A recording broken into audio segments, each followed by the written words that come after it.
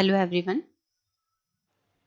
We are starting the chapter 3rd of class 10th, that is how do organisms reproduce. किस तरीके से organisms reproduce करते हैं, that is reproduction.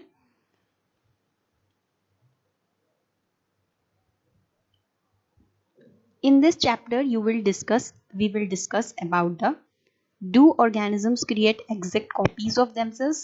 क्या जो organisms होते हैं वो एक ही तरीके की कॉपी बिल्कुल एग्जैक्ट सिमिलर जैसे ऑर्गेनिजम्स होते हैं वैसी ही कॉपीज बनाते हैं. This we will discuss. Modes of reproduction used by single celled organisms. जो सिंगल सेल्ड ऑर्गेनिजम्स होते हैं उनका मोड ऑफ रिप्रोडक्शन कैसा होता है, दिस वी विल डिस्कस.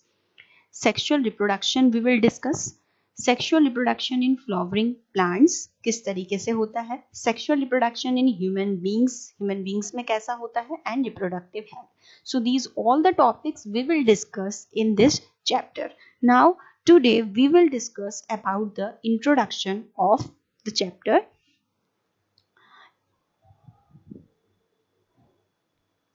जिसे हमने first chapter in class 10 we have discussed about the life processes. तो लाइफ प्रोसेस में हमने बहुत सारे ऐसे टॉपिक्स पढ़े थे जैसे कि न्यूट्रिशन है, रेस्पिरेशन है, ट्रांसपोर्टेशन था, एक्सक्रीशन था. ये सब कंट्रोल एंड कोऑर्डिनेशन भी एक लाइफ प्रोसेस होता है जिसमें हमारी बॉडी एक कोऑर्डिनेट मैनर में वर्क परफॉर्म करती है. तो जितने भी हमने लाइफ प्रोसेसेस ये पढ़े थे, nutrition, respiration, transportation, excretion and control and coordination, these are essential in order to sustain life. Life को सस्टेन करने के लिए एसेंशियल होते हैं ये सारे प्रोसेस. ये सारे जितने भी लाइफ के फंक्शंस होते हैं ये किस लिए होते हैं, to keep an organism alive. किसी भी ऑर्गेनिज्म को अलाइव रखने के लिए, किसी भी ऑर्गेनिजम्स को ग्रो करने के लिए ये सारे एसेंशियल फीचर्स होते हैं लाइफ प्रोसेस के. Without this we can not say that an organism is alive. अगर ये सारे प्रोसेस किसी भी ऑर्गेनिज्म में चल रहे हैं तो इसका मतलब है कि ऑर्गेनिज्म क्या है, अलाइव है.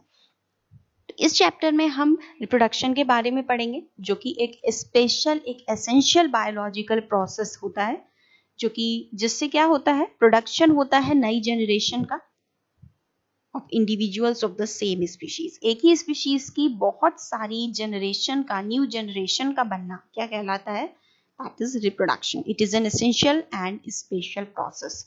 सो इट इज अब रिप्रोडक्शन को अगर हम देखते हैं तो it is not an essential process for the survival of an individual. अगर हम सर्वाइवल की बात करते हैं तो हमने पिछले चैप्टर्स में ये देखा था कि लाइफ प्रोसेस जो भी जीने के लिए जो भी चीजें चाहिए, जो भी एक्टिविटीज हैं, that is nutrition, respiration, transportation, हम ये कह सकते हैं. लेकिन रिप्रोडक्शन जो होता है वो एक ऐसा एसेंशियल प्रोसेस नहीं है कि हम उसको एक सर्वाइवल का नाम दे दें कि वो अगर है तो किसी भी इंडिविजुअल की सर्वाइव हो रही है उससे, नहीं. But it is essential for multiplication and perpetuation of the species. किसी भी स्पीशीज का मल्टीप्लीकेशन, उसका नंबर में बढ़ना, उसका परपेचुएशन, उसका आगे डिवीजन होना, that is reproduction. So it is not an essential process for the survival of an organism. It is essential for multiplication and perpetuation of the species. So अगर हम reproduction की definition देखेंगे तो ये कैसे define होती है, it may be defined as the projection of new generation of individuals of the same species that are physically independent of their parents. मतलब एक ऐसा प्रोसेस है रिप्रोडक्शन जिसमें न्यू जनरेशन का क्या हो रहा है, प्रोडक्शन हो रहा है सेम ही स्पीशीज की, जो कि कैसी हैं, अपने पेरेंट्स से बिल्कुल फिजिकली इंडिपेंडेंट हैं. अब now the question arises, it is ये जो हम टॉपिक कवर कर रहे हैं ये सारा एनसीईआरटी के बेसिस पे है. तो ये एनसीईआरटी में अगर आप टॉपिक देखेंगे तो ये सब मिल जाएंगे. Now the next topic is do organism create exact copies of themselves. क्या जो ऑर्गेनिजम्स होते हैं वो बिल्कुल सेम तरीके की कॉपी ही बनाते हैं, ऐसा होता है क्या? तो अगर हम ऑर्गेनिजम्स को देखेंगे दे लुक सिमिलर, हमें एक से ही दिखते हैं. उनकी बॉडी डिजाइन तो सिमिलर है. अगर हम मेल और फीमेल को देखते हैं तो मेल जितने भी हैं उनकी बॉडी डिजाइन सिमिलर है. अगर हम फीमेल को देखेंगे दैट उनकी भी बॉडी डिजाइन क्या है, सिमिलर है. तो अगर बॉडी डिजाइन सिमिलर है तो उनका जो ब्लूप्रिंट होगा वो भी सिमिलर होगा। तो हम इसके बेसिस पे ये कह सकते हैं that reproduction at its most basic level will involve making copies of the blueprints of body design. तो जो बॉडी डिजाइन बन रहा है उसकी ब्लूप्रिंट्स जो बन रही हैं वो किसका बेसिक लेवल होता है, रिप्रोडक्शन का बेसिक लेवल होता है। और ये जितने भी ब्लूप्रिंट्स बनते हैं, जितने भी बॉडी डिजाइन्स बनता है, इनके लिए कौन रिस्पॉन्सिबल होता है, इसके लिए रिस्पॉन्सिबल होता है डीएनए, जो कि कहाँ पे प्रेजेंट होता है, ये हमारे क्रोमोसोम्स में प्रेजेंट होता है। हमारा जो सेल होता है, सेल के अंदर एक न्यूक्लियस प्रेजेंट होता है जो कि ब्रेन होता है सेल का। तो उस न्यूक्लियस के अंदर ये क्रोमोसोम्स प्रेजेंट होते हैं जिसके अंदर बहुत सारी इंफॉर्मेशन होती है। जितने भी फीचर्स पेरेंट्स में होते हैं वो सारी इंफॉर्मेशन वहाँ पे प्रेजेंट होती है। तो जब दूसरी जनरेशन बनेगी तो यही जो क्रोमोसोम्स होते हैं ये ट्रांसफर होते हैं फ्रॉम पेरेंट्स से ऑफस्प्रिंग में। तो जितने भी फीचर्स आते हैं ऑफस्प्रिंग में, बच्चों में जो भी फीचर्स आते हैं, जैसे कि आई का कलर होता है, जैसे कि हेयर के कलर होते हैं, नोज का शेप है, ईयर का शेप है, या फेस का अगर हम शेप कहते हैं, तो ये सब किसकी वजह से आता है, बिकॉज ऑफ क्रोमोसोम्स। और इस क्रोमोसोम के ऊपर क्या प्रेजेंट होता है, डीएनए प्रेजेंट होता है, that is deoxyribonucleic acid molecules that helps to transfer the information from parents to the next generation. So this is responsible for making the copies. तो अब सेल न्यूक्लियस के अंदर क्या प्रेजेंट है, क्रोमोसोम्स। क्रोमोसोम्स पे क्या प्रेजेंट है, DNA present है, that is the information source of making proteins.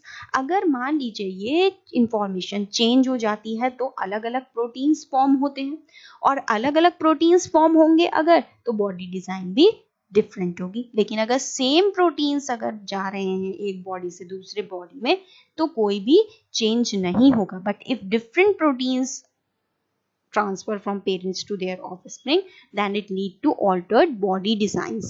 Therefore, a basic event in reproduction is the creation of a DNA copy.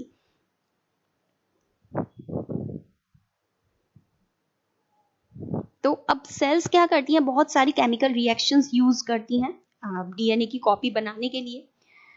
तो this creates two copies of DNA in a reproducing cell and will need to be separated from each other. तो जब भी copy बनती है किसी भी organism में तो दो ही कॉपीज बनती हैं और वो सेपरेट होना उनको जरूरी होता है। तो जब डीएनए कॉपी सेपरेट होती है, सिमिलर सेल्स की होती हैं वो बनी हुई, सिमिलर एग्जैक्टली सिमिलर होती हैं, और जब कोई भी सेल डिवाइड होती है it give rise to the two daughter cells which are exactly similar to the parents.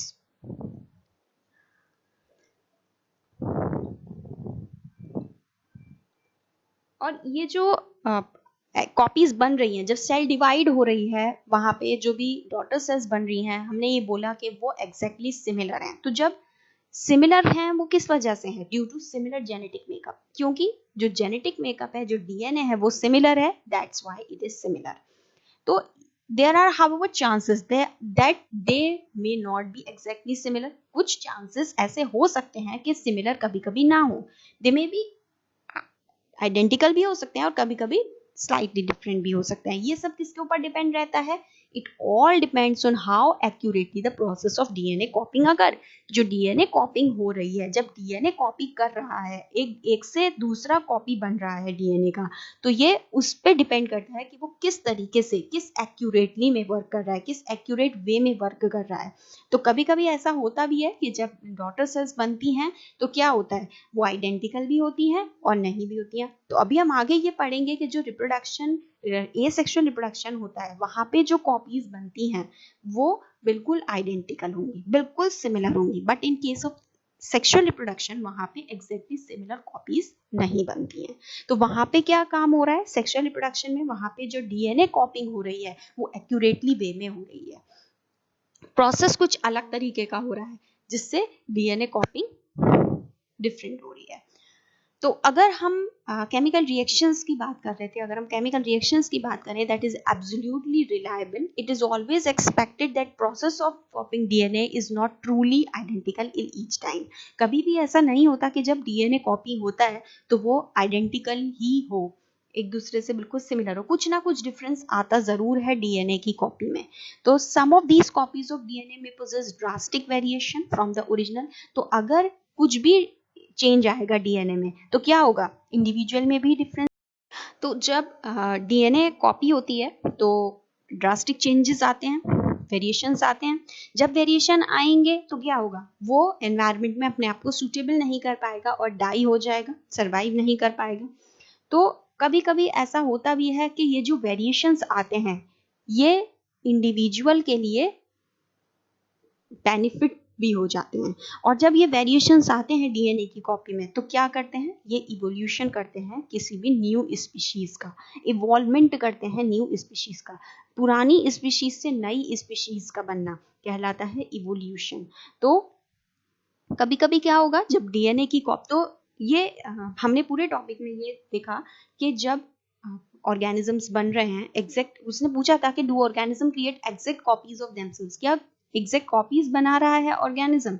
नहीं, ऐसा जरूरी नहीं है। कभी कभी ऐसा हो जाता है कि अगर डीएनए कॉपी जब होता है तो वहां पे स्लाइट वेरिएशन आ जाता है। अगर स्लाइट वेरिएशन आएगा तो क्या होगा, कभी कभी जब स्लाइट वेरिएशन आता है तो ये ओरिजिनल से कैसा होता है, डिफरेंट होता है, डिफिकल्ट हो जाता है, जिसमें जो इंडिविजुअल है वो अपने आप को फेल कर लेगा, सरवाइव नहीं कर पाएगा और डाई हो जाएगा। लेकिन कभी कभी वेरिएशन जो आते हैं डीएनए की कॉपी में तो वो इंडिविजुअल को सरवाइव कर देते हैं और न्यू स्पीशीज फॉर्म हो जाती हैं, it lead to the evolution. तो ये जरूरी भी है, अगर वेरिएशंस आ रहे हैं किसी भी डीएनए में तो ये जरूरी भी है, अच्छा भी है एनवायरनमेंट के लिए, क्योंकि न्यू स्पीशीज का फॉर्मेशन हो रहा है। So this is all about this topic, do organisms create exact copies of themselves. उसके बाद है इंपॉर्टेंस ऑफ वेरिएशन। हमने अभी जो पढ़ा, जो चेंजेस आए डीएनए से, जो चेंजेस आए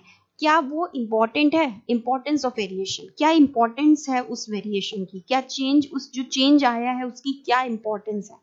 तो हम ये देख सकते हैं कि अगर एक मान लीजिए एक पर्टिकुलर टाइप का वेजिटेशन है, एक पर्टिकुलर टाइप के हैबिटेट में ग्रो होता है, कोई भी है, जैसे अगर हम मान लीजिए बात करते हैं जीरोफाइट्स की, जो ये डेजर्ट के प्लांट्स होते हैं, ये जनरली कहाँ पे रहते हैं, ये डेजर्ट में रहते हैं, एक पर्टिकुलर एरिया उनका होता है जिसे हम नाइक कहते हैं, दैट इज डेजर्ट।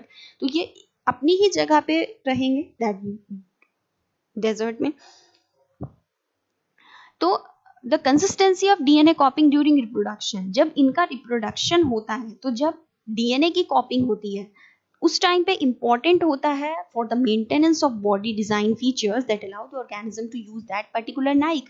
तो जब यहाँ पे जो ये डिजर्ट में जितने भी प्लांट्स रह रहे हैं जीरोफाइट्स, इनका जब रिप्रोडक्शन होगा, इनमें जब डीएनए कॉपिंग होगा, तो वो जो डीएनए कॉपिंग होगी वो किस वजह से होगी, वो बॉडी डिजाइन फीचर को मेंटेन करने के लिए होगी, जिससे जो ऑर्गेनिज्म है वो उसी नाइक में रहे, उस नाइक में अपने आप को अडाप्ट कर ले। तो जो रिप्रोडक्शन है that is therefore linked to the stability of population of species. तो how niches can change because of reasons beyond the control of the organism. अब क्या होगा जब नाइक में कोई भी एक डेजर्ट, मान लीजिए डेजर्ट है, डेजर्ट में जीरोफाइट्स ग्रो हो रहे हैं, तो क्या होगा, वहां का जो एनवायरनमेंट है वो चेंज होता रहेगा। किस तरीके से होगा, टेम्परेचर वहां पे बढ़ता रहेगा या डाउन होता रहेगा, या फिर वहां पे वाटर लेवल भी वेरी करता रहेगा, या फिर मान लीजिए कोई मेटेओराइट हिट कर गया उस नाइक पर, तो क्या होगा, तो पॉपुलेशन चेंज हो जाएगी। अगर population if a population of reproducing organisms were suited to a particular niche, मान लीजिए जो भी ये चेंजेस हुआ है इस पर्टिकुलर नाइक में, इस नाइक में जो भी पर्टिकुलर चेंज हुआ है, यहाँ पे जो रिप्रोडक्शन हो रहा है, जो भी ऑर्गेनिजम्स बन रहे हैं, अगर उन्होंने अपने आप को इस डेजर्ट में अडाप्ट कर लिया तो क्या होगा, तो चेंजेस आ जाएंगे, वेरिएशंस आ जाएंगे। लेकिन जिन ऑर्गेनिजम्स ने अपने आप को वो सूट नहीं कर पाया ये सराउंडिंग, तो वो पॉपुलेशन वाइप्ड आउट हो जाएगी उस जगह से, ठीक है।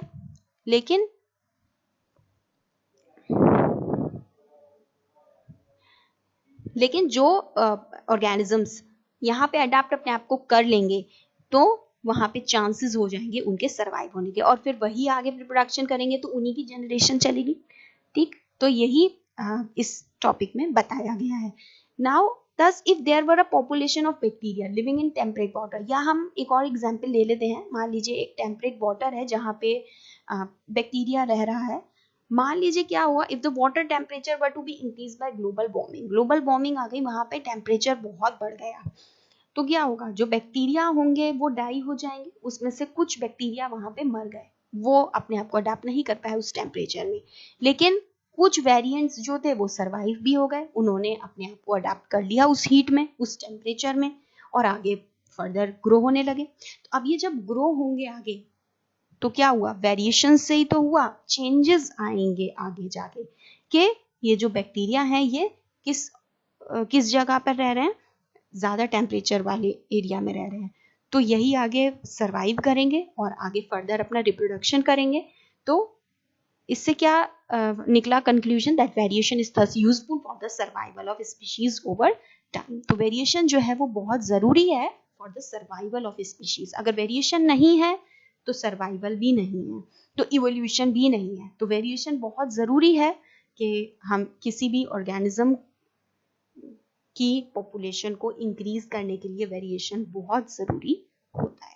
So this is all about the importance of variation. Thank you.